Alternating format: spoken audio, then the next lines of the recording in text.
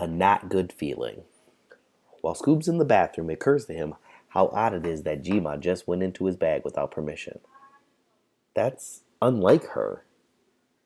Yes, it is her treasure box, and she can do as she pleases with it, but Jima's usually all about respecting Scoob's agency.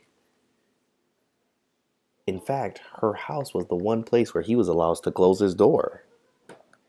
He knows it shouldn't be a big deal, but this just seems like another brick added to the pile of changes that he feels he'll eventually be crushed beneath. In this moment, he misses his old life.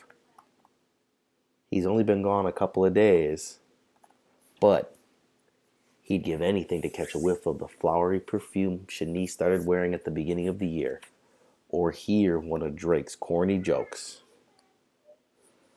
He even misses Dad's rumbly laugh, which he hasn't heard very often in the past few months, but still.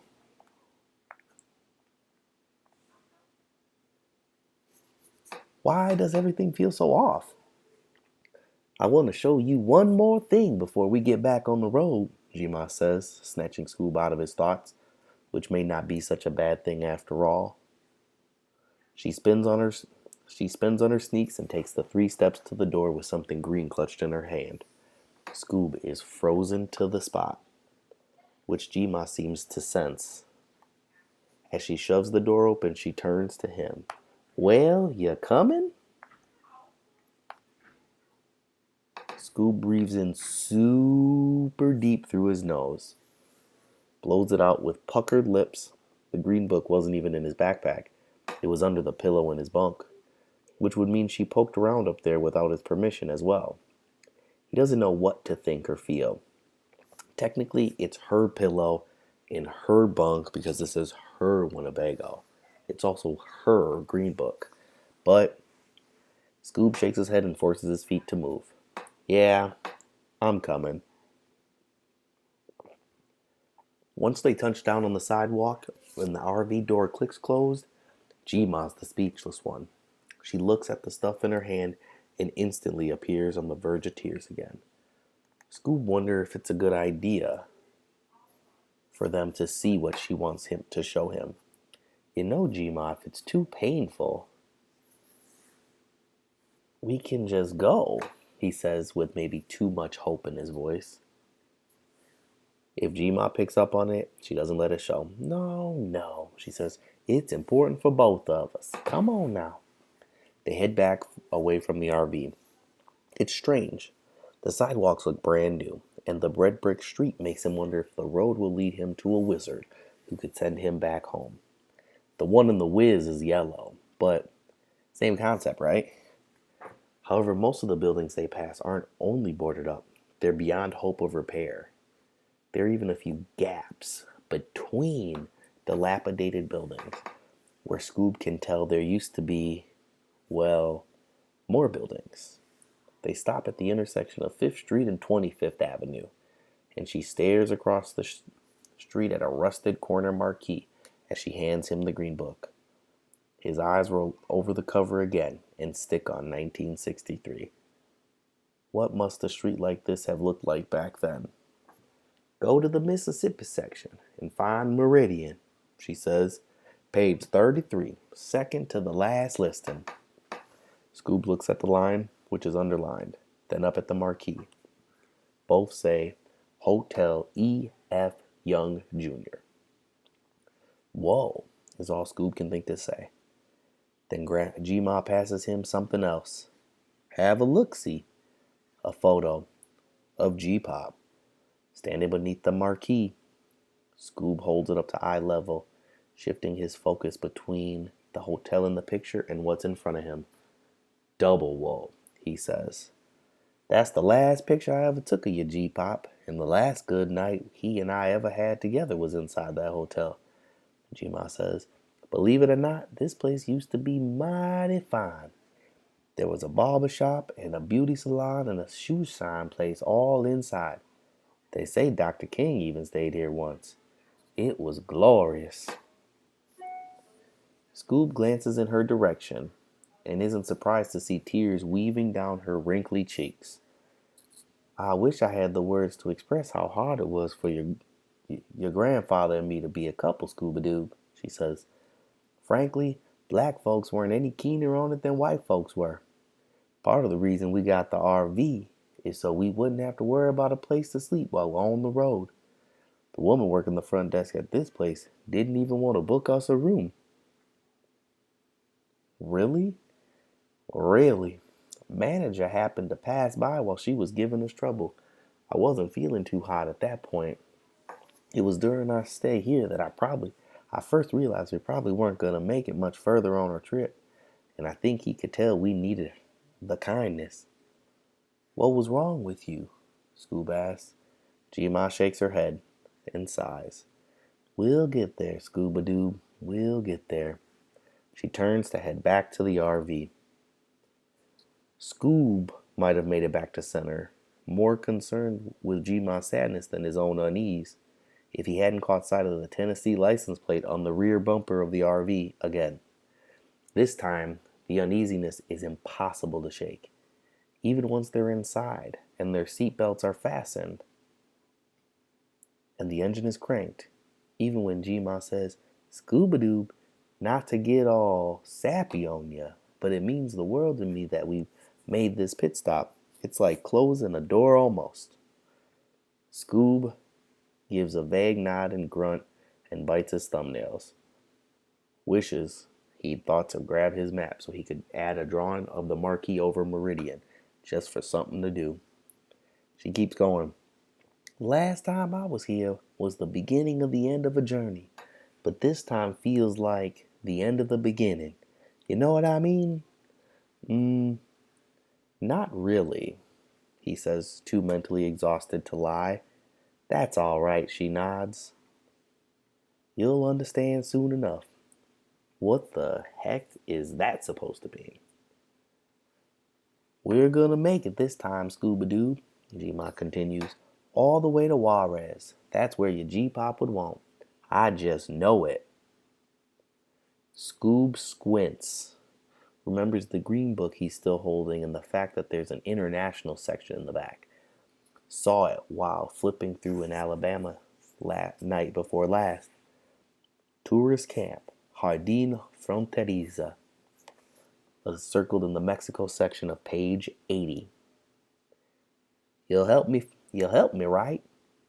She glances at him briefly, just as traffic lights they're approaching goes green, which feels all the way wrong considering how much Scoob wants to stop. If something happens and I need your help, you'll do as I say and you help me, right, kiddo?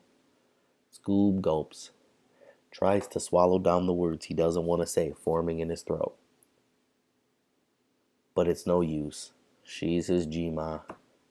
Of course I'll help you, he says, doing the exact thing that got him wrangled into the cheating scandal. Good, she says, 'cause I got a good feeling. All Scoob can do is sigh. Why is it so hard to just say no when he's got a not good feeling?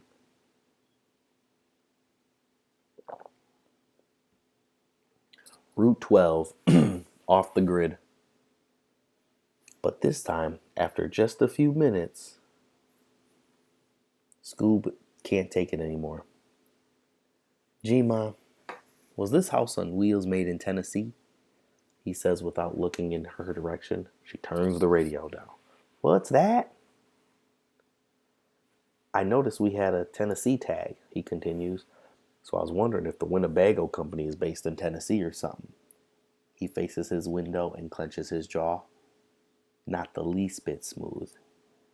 And G-Ma doesn't reply. Now what's he supposed to say? His eyes shift and latch on to her power-down cell. You mind if I use your phone? Depends on who you want to call. She winks. Probably shouldn't call Dad then. She'll be able to see it on the call log and might get mad or something. And who knows what she'll do then. Just wanna holler at Shanice. See what she's up to. Shanice, huh? Yeah, no response. I kinda miss her, he adds, upping the mushy factor. Grandmas can't resist that, right? She pulls her focus from the road to look at him suspiciously. And then she smiles. That'll be fine. With relief tingling at his fingertip, Scoob grabs the thing and unbuckles his seat. Where you going? Oh, I could use a little privacy if you don't mind. She shakes her head, which makes Scoops feel like a helium balloon is expanding in his throat. He knows if he tries to respond, either his voice will crack or all that'll come out will be a squeak. No can do, kiddo, she says. Not safe for you to walk around back while we're in motion. You want to call Shanice? Gotta do it right where you're sitting, with your seatbelt fastened. Oh, Scoop could bring up all the time he's already walked around back there while they were in motion.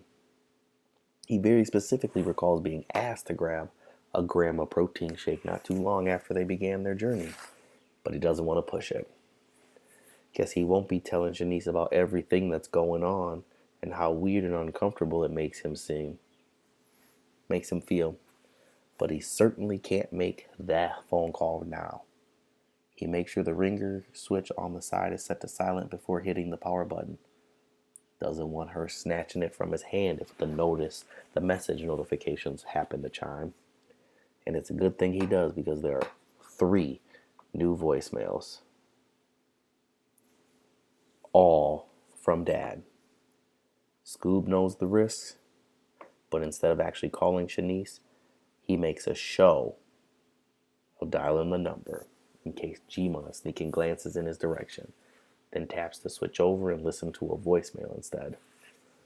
He puts the phone to his ear and smiles at Gma, feeling guilty as sin, as she would say. Then Dad's voice comes pouring out of the ear. Mama, I don't know where you and William are, or why you're not answering my calls, or if you even still have this phone, but I need you to call me back immediately. Some authorities came by here and they're saying Mama, I need you to call me back. Now. Please.